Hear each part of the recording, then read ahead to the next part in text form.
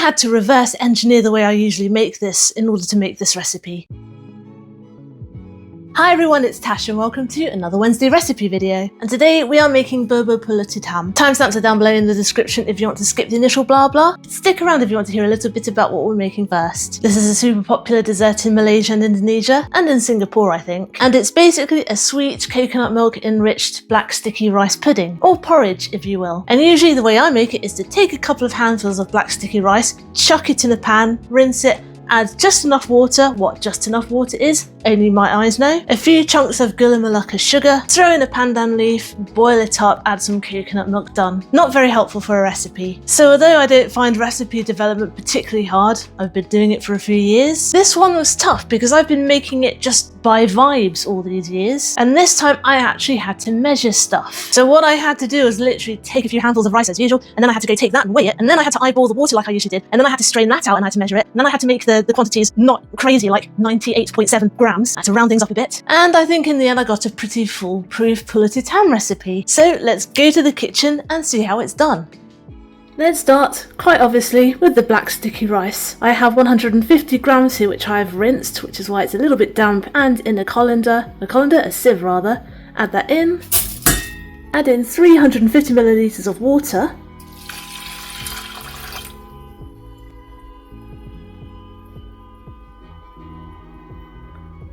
Wow, who's really angry out there? That reminded me to put my microphone on. Now hopefully you won't be able to hear all the noise outside. Now if there are any little floaty bits, because there might be some fibres, you can pick them out at this point. There is usually just like the husk of the rice, the outside bit. There we go. Or you can just cook them in, it's up to you.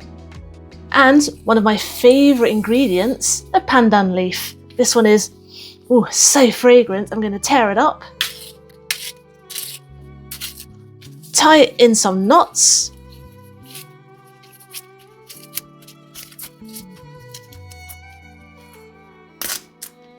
Let's mess the ends up a little bit more. We want all that flavour. Drop it in. And now we're going to bring this to a simmer. We're going to simmer it for basically until the rice has almost absorbed all the water. Let's cover it so that it doesn't evaporate too much. And we'll see you in, let's come back in about 20 minutes. It's been 20 minutes, let's take a look at what we have. Perfect, right. Let's fish out the pandan leaf. And I'm going to pop in 75 grams of gula melaka sugar. Give this a stir. You can chop your gula melaka a bit more finely than I have. I just got lazy and lopped off massive chunks out of my block. But yeah, just keep going, keep stirring until it's all dissolved. You know what? I'm not even going to wait for the sugar to fully dissolve for this next step. I'm going to add 200 millilitres of full fat coconut milk. That's about half this can. And a good pinch of salt.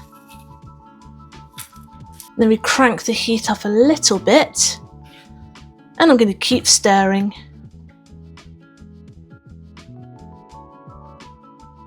Let's turn the heat back down a little. I'm going to cover this again and let it simmer for about 10 to 15 minutes.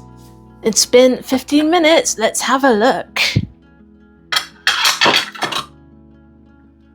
Wow, look at that, super thick. Give it another stir. I'm going to turn the heat off now. What I'm going to do is I'm just going to let it sit there, cool down just a little bit so that it is at an edible temperature because it's red hot at the moment. And whilst it sits there, because it's still warm, the rice is going to continue to absorb the moisture and get even gooier, so it's just going to get better and better. So I'll see you in a moment. Oh, and by the way, you might have noticed I didn't even bother to fully dissolve that gula melaka when I added in the coconut milk and I let it simmer. Well, it's all dissolved now, so simple. I was actually planning to serve this with some coconut ice cream, but I wasn't prepared and yep, I didn't take the ice cream out of the freezer soon enough, so I'm going to have to wait a few minutes. And while I wait, the Bubur Pulut Hitam is going to get thicker and thicker because the longer you wait, the more moisture it absorbs, which isn't necessarily a problem. Just depends on if you like yours hot and runny or a bit cooler and thicker. and it's going to be cooler and thicker because I have to wait for my ice cream to soften up a bit because that is ridiculous. Also, I cannot find a decent coconut ice cream that doesn't use desiccated coconut. I am not a fan of desiccated coconut because it is so dry and I just hate the texture. It's like someone's grated a bunch of cardboard in it. And I got a bit tricked. I feel a bit tricked because this ice cream said it was silky smooth or something of the like, and it's not silky smooth with bits of cardboard in it. I don't know why. I think that's a good excuse for me to develop my own silky smooth coconut ice cream recipe. One for the summer, I think. Alright, I think we're ready. Let's boogie.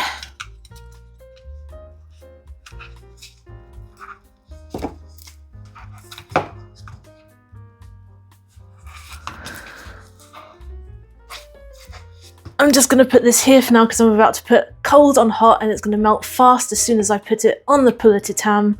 So just so you can see before I go and take pictures really fast. Perfect scoop, more or less. Now, some people serve it as it is, some people add a little extra coconut milk, and some people serve it with some coconut ice cream. And some people, like me, don't know when to stop and do both. Also, I forgot to mention while I was making this recipe serves 3 to 4 people. What you're seeing here is half of the mixture, which is way too much, but it looks really pretty for the photo, so this is actually a much bigger portion than you actually need. I would say it serves 3 to 4. I tried to make it serve 2, but yeah, way too much. Remember, this is a really rich dessert. You don't need that much.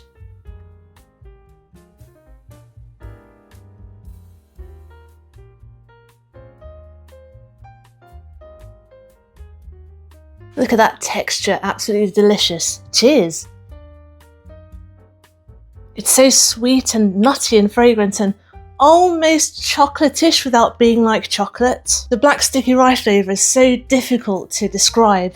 It's just super delicious. Chocolatey but not chocolatey, it doesn't have that heavy richness. Fragrance, almost floral, a bit nutty. You've got the bite of the rice. They don't really go squishy like white rice in congee, you've just got a little bit of a chew there. And wonderful served a little bit warm with that cold coconut milk and a little bit of ice cream, which is, as you can see, fast melting. So there you go, Bubur Pulut Hitam. Thanks for watching. I hope you enjoyed today's recipe video and I hope you will join me next Wednesday for my next one. Get the full written recipe on my blog tashcakes.com, follow me on Instagram, I'm tashcakes.tastes, and find me on TikTok too, I'm tashcakes there too, but my handle is food in slow motion. Subscribe and hit the notification bell if you'd like to see more. Give this video a like if you liked it to help other people find it. Comment down below if you'd like me to make anything in particular, and I'll see you all next time. Be good, be nice, and have a good week.